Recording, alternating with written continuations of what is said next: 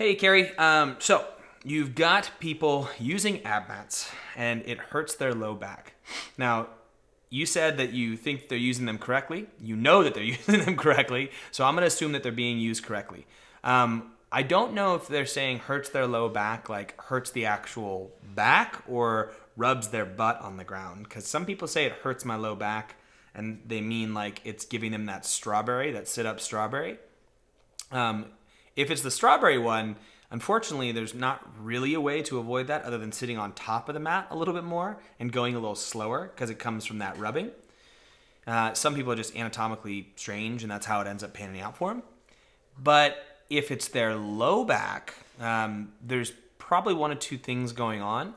They either have something pre-existing, like they've got a pre-existing impingement in their low back or their hips or their glutes or something that's causing that to be wound up. And so when they go into that extended position, it feels overextended because it's getting too tight.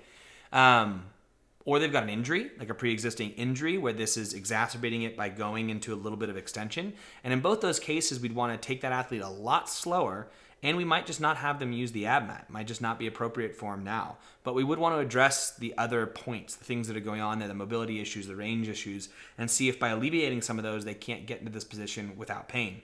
But I am in the immediate, just remove the ab mat and then use that as just an indicator of a place you can then go to if they end up becoming more healthy.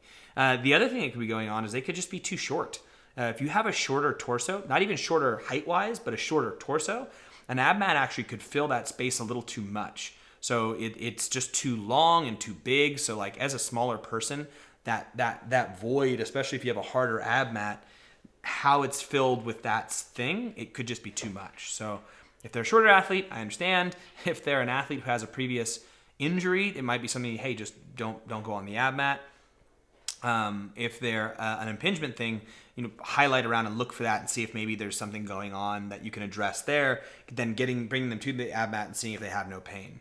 But number one, slow them way down. See if you can get them to really kind of utilize those abs to sit up and down. See if the pain goes away then. And then if it doesn't, then address those other things and go from there. So good luck. I haven't had too many people not be able to use an ab mat, but occasionally it does happen. So that's that. Good luck. I wish you the best. Woo-whoa.